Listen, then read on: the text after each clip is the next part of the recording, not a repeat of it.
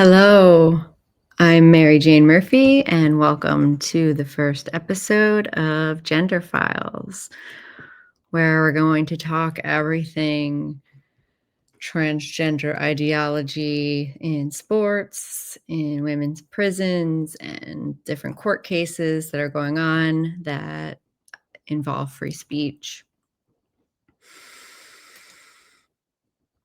So that's my little welcome message.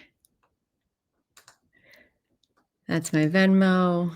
If I'm not monetized, not yet. So if you like this and you want to Venmo me, feel free. If not,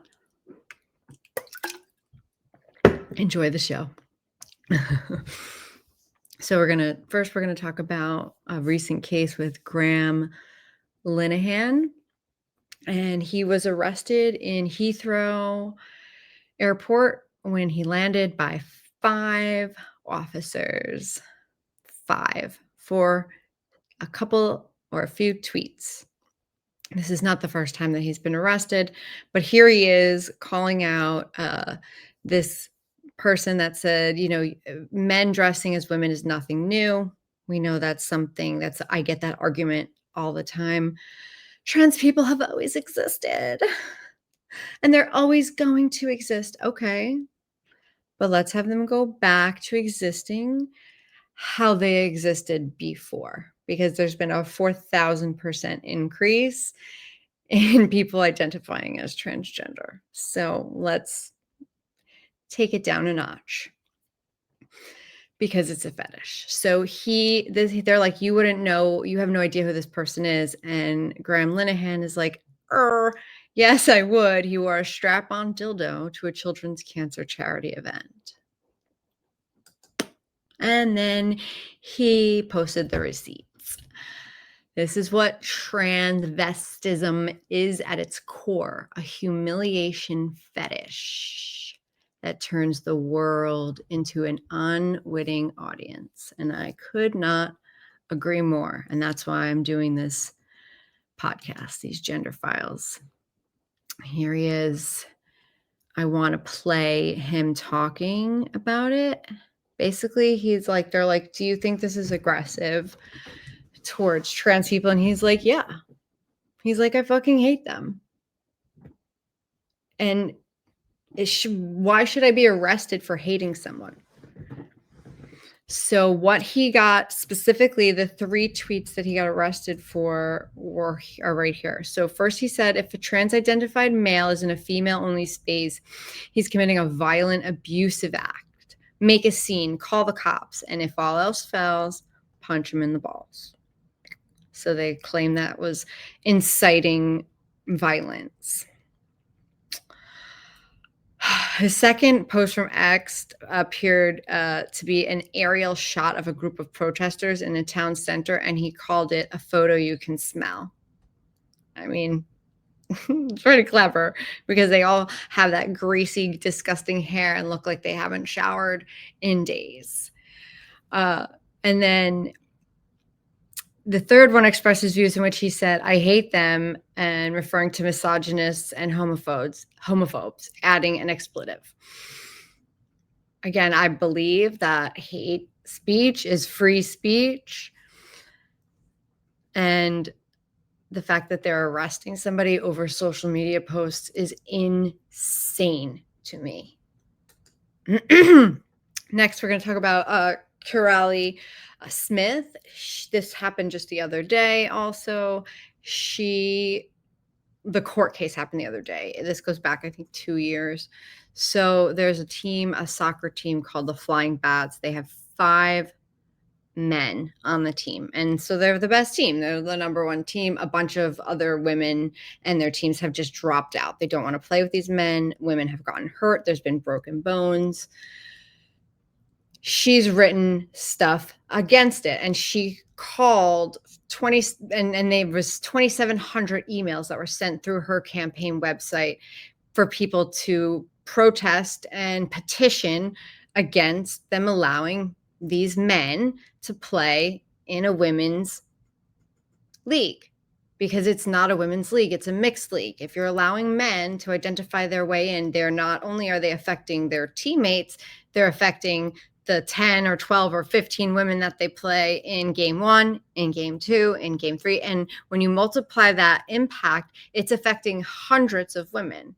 And that's why women are forfeiting and they're just walking away. And it's not fair. Women shouldn't have to walk away from our own sports. And these men will claim that they have nowhere else to go, that they can't play, that they're being banned from playing, and no one is banning them from playing. What we want to ban men from doing is playing in women's leagues. They can play in mixed leagues and they can play in men's leagues. There's no reason why, because women that identify as men, they still play with women. I wonder why. Let's get real. So this is and here it is. Just this was just I think on the 1st of September or August 31st. I feel a sneeze coming on. Australian women's football team with multiple male players wins women's Premier League title for the 2nd year in a row. And they say they're like the queerest, most open league. And they're some of the things that they've written on Facebook over the past couple of years are so women hating. It's just like, if they don't like it, too fucking bad. I mean, look at this dude. Look at this fucking dude. That's one of the dudes, I think Riley Dennis, that sued Karali Smith. And I think he said, this is what she wrote. So she basically that made him feel so threatened and so just, anxious that he had to sue her, was that she called the game meaningless when a bloke in a frock is suddenly a woman. We all know that's not a woman, it's a costume, and a woman isn't a costume, false boobs, or a drug to be taken. I could not agree more. He was not the only transgender. Okay, so here it says about the 2700. So this is what he said. He said, "My default reaction to all of this was just to curl up into a shell and let it all pass. But it didn't pass. It just got worse." Get the fuck out of here, dude. They're all a victim, and it's a victim fetish. And they're finding higher incidences of these men claiming to be women where women are more oppressed, not like Afghanistan oppressed, but there's another documentary, there's a documentary called Through the Looking Glass, and it's called Trans Widows. I highly recommend searching that up. Some disturbing patterns in these women that were married or partnered up with men, had children with them, and then the man decided he's actually a woman, and what their experiences were. And they call themselves trans widows.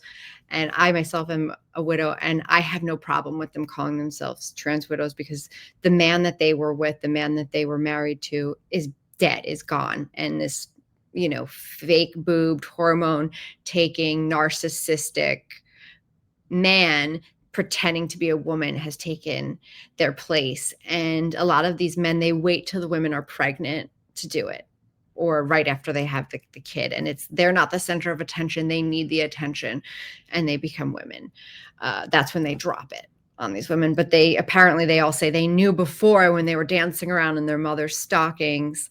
That's when they knew they were a real woman. And people are affirming that. Oh, that's when you knew you were a woman, when you danced around in your mom's stockings when you were 5, and what, you got a euphoria boner? Oh my God, poor you. Yes. Be your true self, be a woman, and have access to everything that women have access to, and take away our sports, take away our trophies, take away our scholarships, come into our prisons and rape us, because you're a woman.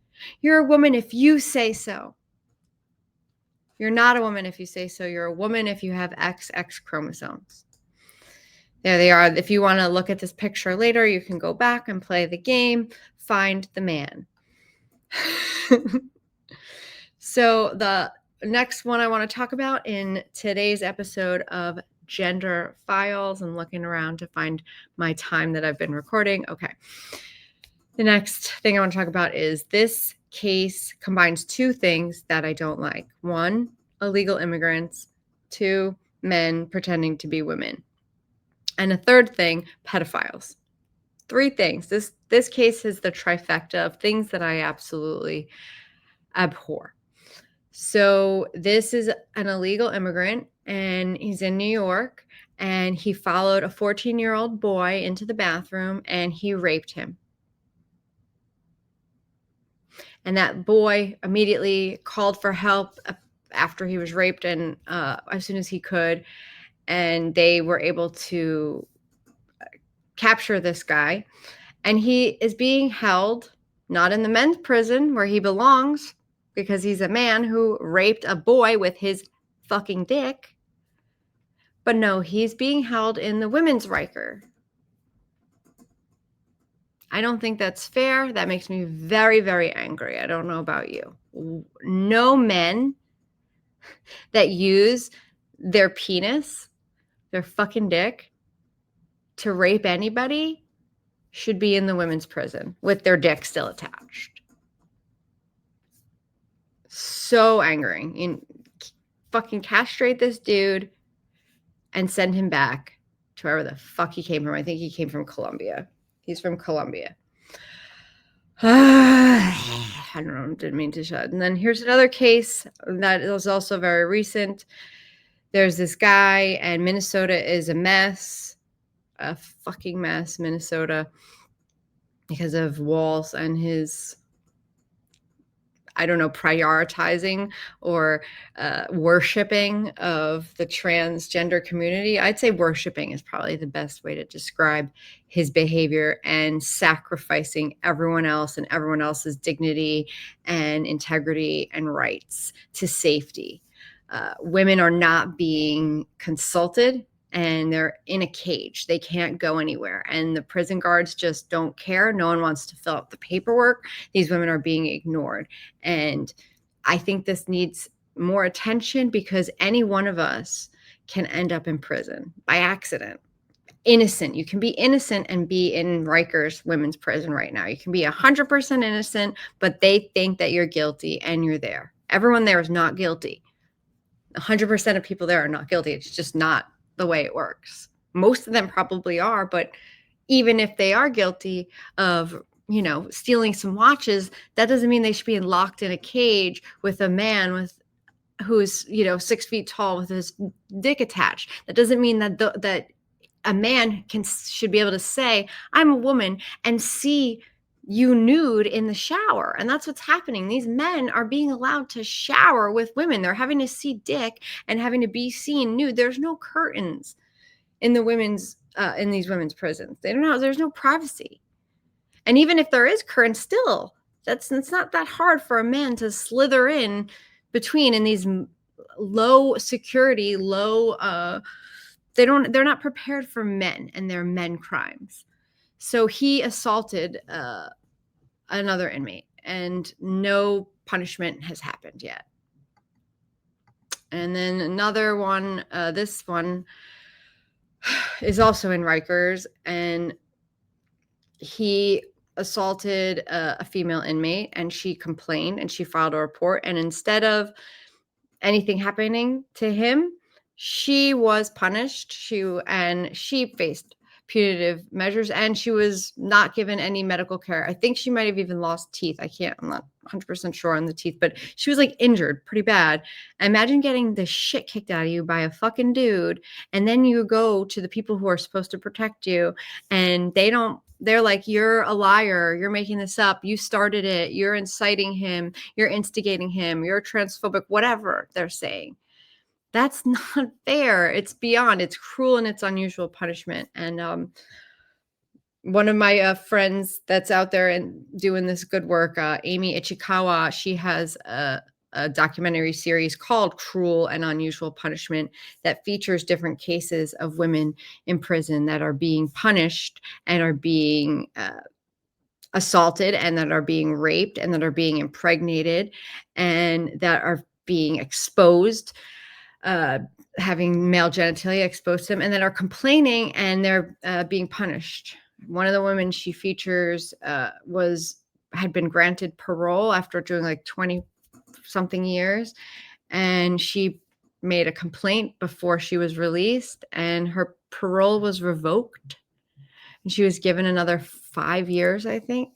I mean, women are continuously being punished. Anyone is being punished that speaks out against this ideology. I definitely have faced my own punishment, my own cancellations. That's a story for another day, or stories that you might be able to research and find out there. I've talked about it on other podcasts, but this is my first episode of Gender Files, and I hope you've enjoyed it, and stay tuned for more Gender Files because I've got a lot more to talk about. And I think maybe it's best we do it in little bite-sized episodes.